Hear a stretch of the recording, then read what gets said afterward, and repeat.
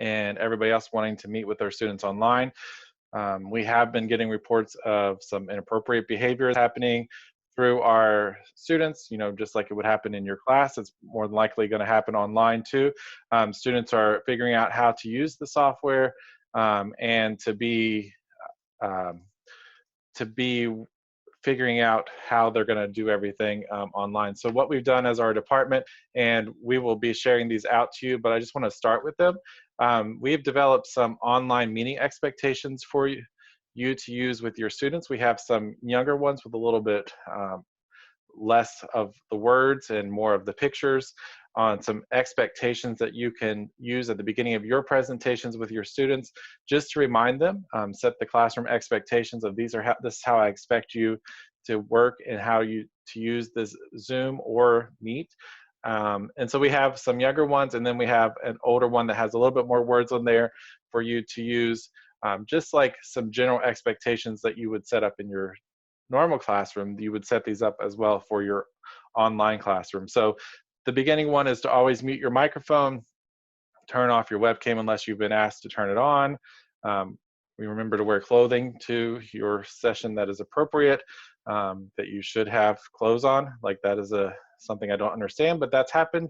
Be aware of what's going on behind you. And to ask any questions, make sure you use the chat box unless your teacher says you can unmute your microphone. And then don't take any pictures of anybody because we are protecting privacy, and don't post them on social media. So these are some expectations we have developed for you to use in your meets. So this is something that I would start out with if I were you. And like I said, we just got these finished, so we're going to be posting those on our NTI website. I'm not exactly sure where yet we will be posting them, but they will be posted on to that website. So to get started, in case if you haven't visited our website, on our NTI website, this is where you go to find all of our information that we have posted for our sessions. So it is this link that's right here, bit.ly/FCPSNTI, all lowercase. That's where you will find them. They're all lowercase.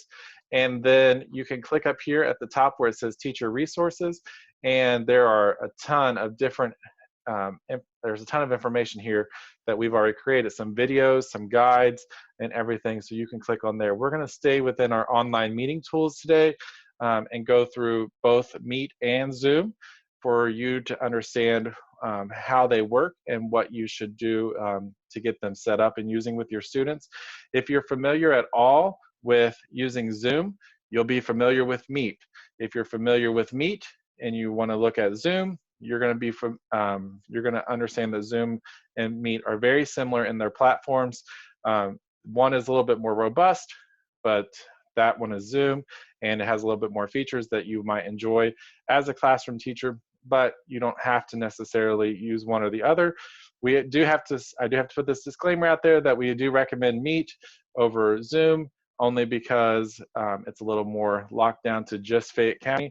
But that doesn't mean that any of the stuff that happened over spring break with all the people jumping into Zoom meetings couldn't happen also in a Meet if your student shares that publicly. So the main disclaimer here is that you don't want to publish any of your links to your meetings to a public-facing website. So anything that the public can see without having to sign into something, you don't want to post that to. So posting it on Facebook page is probably not the best way to post those links.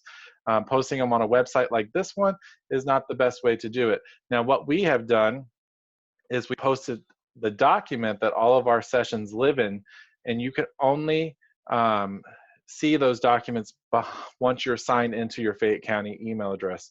So you can't see any of our links outside of the Fayette County domain because that's how it's linked.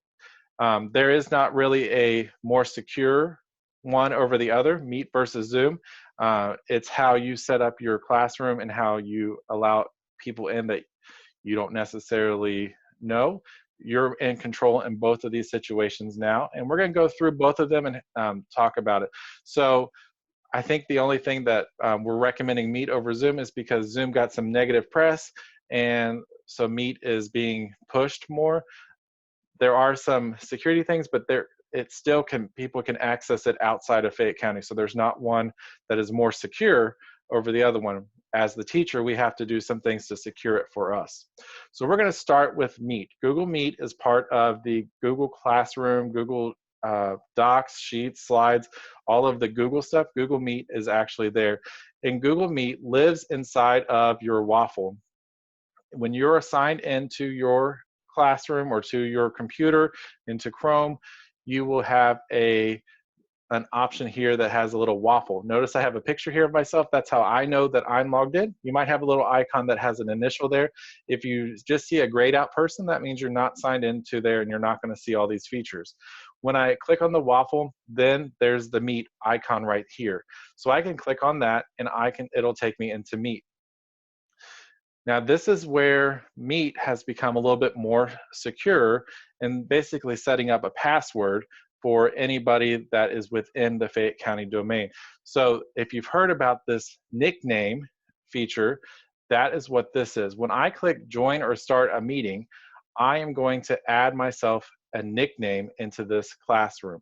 So if I want to, I can call this Rayburn 3, and then I can put this onto my Google Classroom, onto my Canvas page, and it will be any student that can go to their Meet icon and type in Rayburn 3, and they will be able to access this without having to, they were already signed in. So if this is what this is talking about. If I go outside of the domain, so I just go as a random person and I try to add Rayburn 3 into a meeting, I can't access that. It's going to tell me that that code does not exist. So I'm going to show you that. So I'm going to hit join and make sure that it's not pulling any of my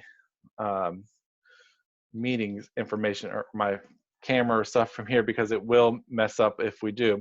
Okay, so this is now what it looks like. So let me show you what it looks like if I just try to go incognito. When I go incognito, what it does is it takes away all of my information, it takes away all of my permissions, and I'm going to go into Meet and I'm going to see if I can log in just by typing in my meeting code. So that is the Rayburn 3. So I click that, and if you notice right here, it says couldn't find the meeting you're trying to join. That means that somebody outside cannot just type in my meeting code and go there. Now, what they can do, and this is where students are figuring this out, is they can click this little up arrow and copy this link, and every student has this. So I'm just giving you the pros and cons of both of them.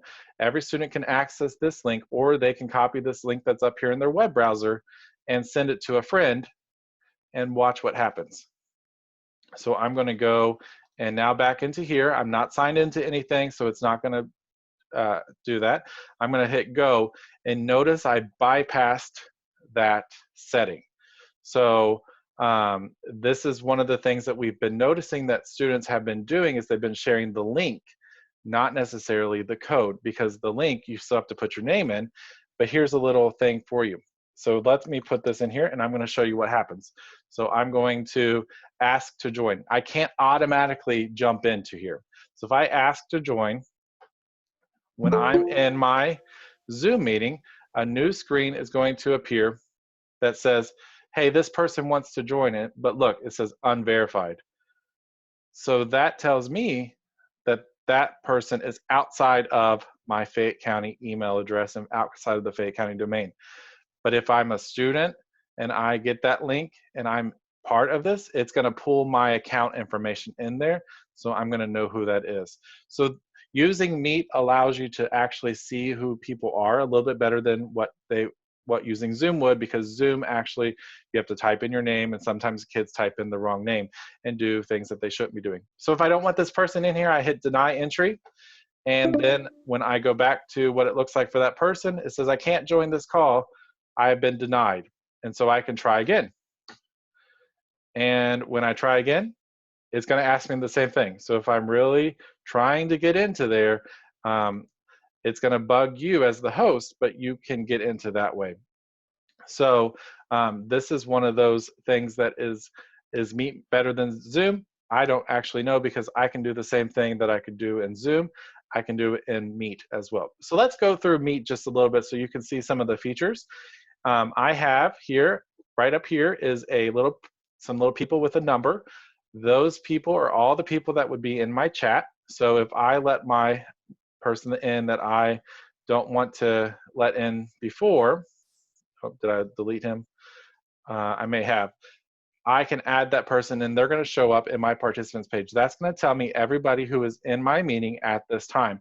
And then right below that, so let me go and copy this link and join so you can see what it looks like as a person. They can join by calling in a cell phone, but then again, you're not going to know who that person is because it's going to be listed as a phone number. So that's up to you if you want to let them into your meeting or not. If they come in and you don't know who they are, you can always kick them out too. So I'm going to allow that just so I can get in here, and then I can show you what it looks like for this. So, oh, come on now.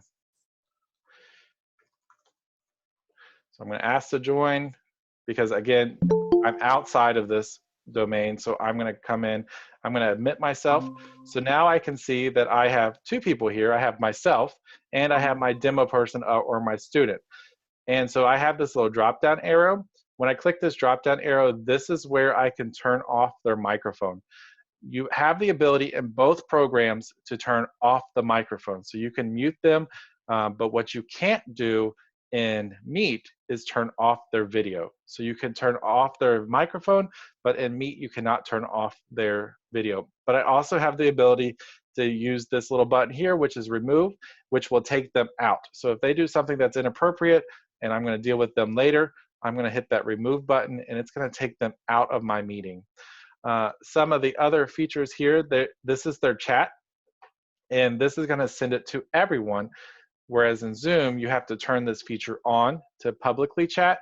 And Meet, this is a public chat. It's going to be saved for you so you can go back and watch. But this chat feature is going to be there and only they can message the public. They can't message privately like they can in Zoom. And also you can click on this little pin to screen. So you can use that one if you want to pin them to the screen or you want to pin yourself to the screen. But I will tell you that a lot of times it's user specific. So if you're trying to talk and they're wanting to pin their best friend to the screen instead of you, well, they're gonna be able to pin them, whoever they want to that screen, and you don't have that control like you do in Zoom. There are some features up here where they can raise their hand. They can give you a well done little clap. These are all little tools that they've been added up here at the top.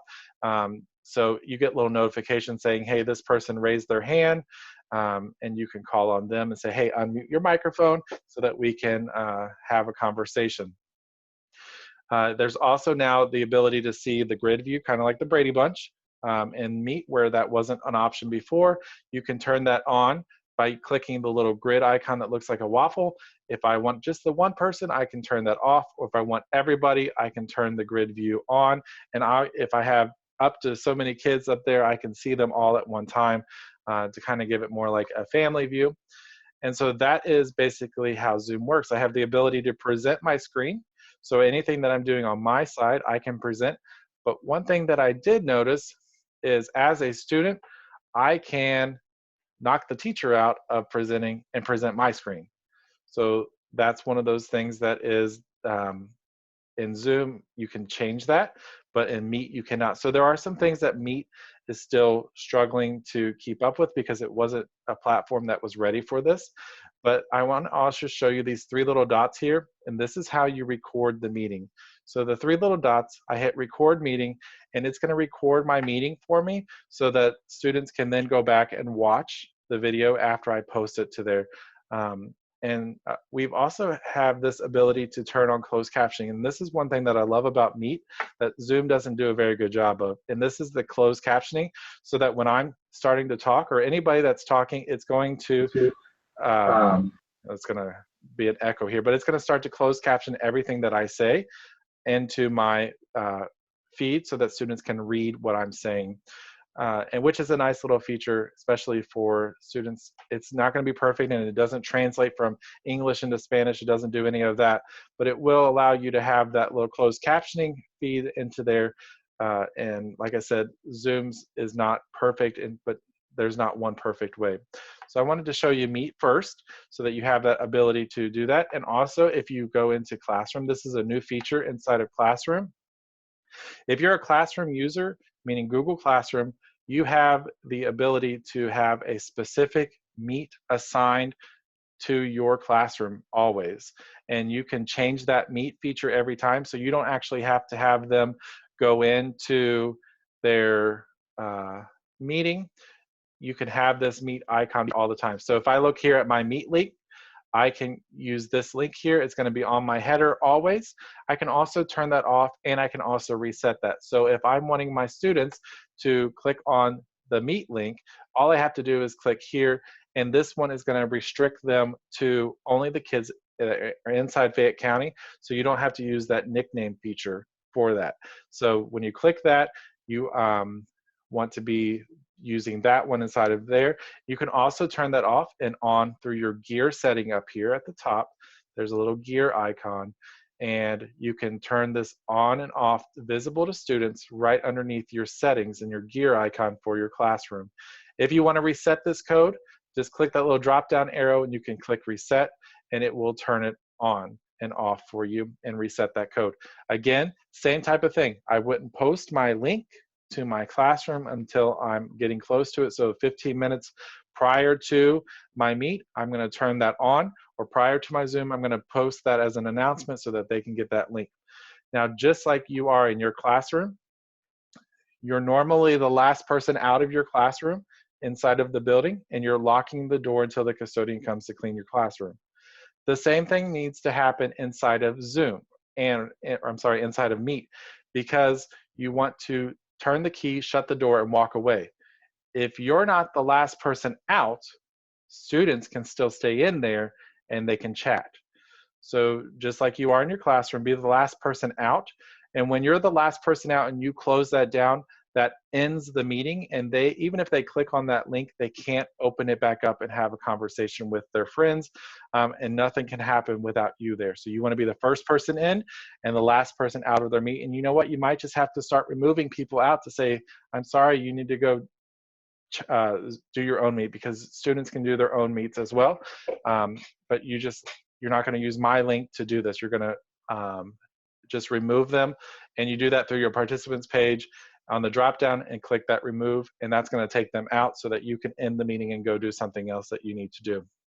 So I just remove them, and now I'm the last person, and I can hang up my phone and walk away from there. And then I'm going to get an email. If I recorded my video, I'm going to get an email with a link that's specific to my Zoom meet or my Meet meeting that I can use and share with my students. So that is the ability. That is how you turn off Zoom, you walk away, and you don't have, or turn off Meet and you walk away, you don't have to worry about it. And so Meet has several options for you to do. You can use it. It's easy. It's the easiest platform for us to use. Just know that students still have the ability to share that link, and we've had people report that they've been doing it, and it's just one of those things that happens. So you won't get your official recording until you officially leave. So that recording, even if you hit stop recording, will not come until after you finish the meeting, because you may want to record something else afterwards. So they don't do that until you are done and jump out. And then you'll get an email. It takes a little bit of time to get that email, but it's going to have, like, the email, it's going to have a weird link title, and you're going to probably think it's spam, but it'll say, from Google Meet, this is your recording from your meeting. All right, so now we're going to go into Zoom and talk about some of our Zoom options that we have that are similar to the Meet options, but Zoom has a little bit more features that you can do since they became they had all the issues. So what I've done inside of my Zoom spot here on our website is I put how-to videos, many how-to videos. It's just little screenshots of how I would do certain things, screencast of them. That's a little video of how do I turn off the microphones for Zoom. It's a one-click button for Zoom versus going through every student and clicking each of those students to turn off their microphones. With Zoom, it's a one button. I hit mute all, and then all the microphones go mute. I also have the ability to not allow them to unmute themselves, which is a nice little feature that Zoom does that Meet doesn't have. I can also prevent other people from kicking me off the sharing icon. So when I'm inside of Zoom, I have to turn this feature on or off. And so I'm going to make this a little bit bigger so you can see. And unfortunately, the one downside of talking about Zoom and sharing Zoom is I can't show you live. So I've done these screenshots also help me show a little bit of how to do it. So you're going to click on the little arrow that is right next to the share button down here. And the share button is a little green icon. When you click that one, there's a little up arrow or a caret that you can click that's going to take you into some advanced features. And that's where we are right here. So when I click play, advanced features, now I have the ability to say who can share their screen. So for this meeting, let me just see. I'm going to stop sharing and see what I have set up here for this. I have only the host can share. So even if you wanted to, you couldn't take over my meeting and you couldn't share something that was inappropriate. Not saying that you would, but students will. Especially your students that you struggle with, they're going to love you and they're going to try and get you in trouble just like they like to in class. So I click that only the host can share. And so now only I have that ability to share. Just like when I click on the mute, let me see if I have that icon here on how to mute all participants. All right, so here we go. So this is the one on how to mute everybody, which is a great little feature inside of Zoom. So I'm in my participants page. Most of this stuff lives inside the participants page. I have the ability to mute all, and then I can uncheck this allow participants to unmute themselves. So if I do that, that's going to remove them from the ability to keep hitting their mute button. Even if I click that mute all button, you can still turn it off and on. So if they're being a little annoying, you can take that, uncheck the allow participants, and then click yes, and then they can't do it, okay? So you have a little bit more control of Zoom than you do inside of Meet, which is why I think Zoom's a little bit better program for them. And so what happens if somebody gets removed from my Zoom meeting? I showed you what it looks like inside of here. Zoom's a little bit better than Meet because I can't go back in and try and bug the teacher. So once I have been removed from this, my teacher's removed me.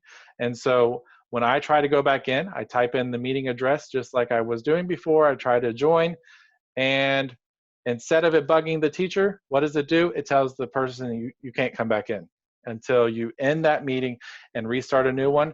They're done. So if you kick somebody out of a Zoom meeting, they're not going to be bugging you to try and get back in. And then one other thing, how to remove somebody. It is about the same as Meet. They're going to, under your participants page, you're going to have a list of everybody that is in here that you have, and you're going to just highlight over their name like you did for Meet. But instead of clicking one button, you have to click the more, and then you have to go down to this remove icon. And when you click that remove button, it's going to make sure that you really want to remove that person. And then you're going to click OK, and they're going to leave, and they're not going to be able to get back in. So those are just some nice little things that you have, because sometimes kids like to be kids and they like to have fun, and we don't always, this is not the time to always have fun. And also the other nice thing about Zoom is I have the ability to turn off the chat feature. So if I don't want the chat feature to be an issue for me during the time when I'm talking to them, I don't want them to be having chats, or I don't want them to private message each other and cause some issues down the road for me because somebody says something that they're not supposed to. Inside the chat feature, which is not available in Meet, I have the option to click the three little dots and click from, you have a fourth option that I don't have here, but it says everybody publicly and privately. I can change that to everybody publicly, so that only if you type in a message, you can only private message me as the teacher, or you can make a chat comment into everyone. But I also have that ability to say no one can chat. So if I click that no one can chat, it turns off the whole chat box for them. So that's a nice feature of Zoom that Meet doesn't have. So in Meet, they can still be having conversations about something that's going on, but in Zoom, you can turn that feature off, which I think is a nice little feature as well that Zoom has. So um, there are some tutorials on how to set up what each of the little controls do inside of here. So I made a little Zoom instructions guideline for you. So I didn't really touch on a lot of this, but there are as a video on how to do it with screen times of where I did everything. And then I can go into how do I mute my microphone? How do I turn this off? Where do I find the participants page? How do I share my audio? This is all underneath my Zoom, underneath the teacher resources and online meetings. There's Meet has changed a lot since we made these initial ones, but Zoom has just been adding to, they haven't been taken away. But one of the nice little features that I really love about Zoom is this feature that I'm getting ready to show you right now. Zoom has a built-in whiteboard so that I can, as I'm teaching, I can write on here, and I can also allow my students to interact with me if they're on a device that allows them to. Sometimes Chromebooks don't allow, but if you click on the annotate button on your computer or your icon, you should see a little annotate button, and you can actually draw or use your mouse to write on the screen. So we can have like a little whiteboard interaction that happens with us. So if you want to try it, you're more than welcome to. I think I have it turned on. Yeah, so you should be able to click the annotate button that is there, and you can see that, and you can start writing on your screen. If you're on a Chromebook, though, it might not be an option for you. Sometimes the Chromebook ones don't have that as an option. But I can draw on this and use that whiteboard feature, and students can see a whiteboard. And that's a nice little feature that Meet doesn't have. You actually have to go to an external tool to use it for Meet. The last thing that I want to show you is Zoom has the ability to spotlight videos. So if I want to, if I'm not sharing and I want to just spotlight my video, remember how I told you that in Meet you can pin it, but it's only based on the user? Inside of Zoom, I have the ability to spotlight this video, and now you're only seeing me as the big picture. You might still see some of your friends up at the top if they're sharing theirs, but as the teacher, I have the ability to spotlight myself so that it's not going through all the little ones when we start talking, because when it's going to do an active talk, and that is an option that is only available in Zoom. So I love the ability that I can just control what my students are seeing the whole time. And that little spotlight feature, I think there's one in that list of how to do it, but I just hover over the picture, click the three little dots, and I can make that person the spotlight person. So that is how that works. And the host, see their question. Correct. So if I comment to the host in the chat box, only the host can see that comment, not everybody else. So if I was using the private chat message to the host, I would get that message only as the host and nobody else. So it comes down to what your preference level is. You do have the ability to record both Zoom and Meet so that you can post those recordings later, but it has that feature that you can use either one. And we're not saying that one is better than the other one. I have my personal opinions. And my personal opinion is, I'll just give it to you, is Zoom. I like Zoom better. I can control a lot more things. There's a whole document on how to lock down your Zoom so that extra people can't come in. But some people just like the ability to know that their students are their students and not take a risk of having their kids do something crazy, which kids do. So that is basically the two different programs for you to use to have this online meeting space for your students. And you know what? This is what you need as a teacher. You need to see their pretty faces. This is what they need as students. They need to see your pretty face, and they need to see each other. They have that ability to have that social that they're not getting to have here. So if they have the ability to do it, provide them with that online space so that they can have that interaction for that. So that is what I have prepared for you inside of here. There are several different materials that you can go on to our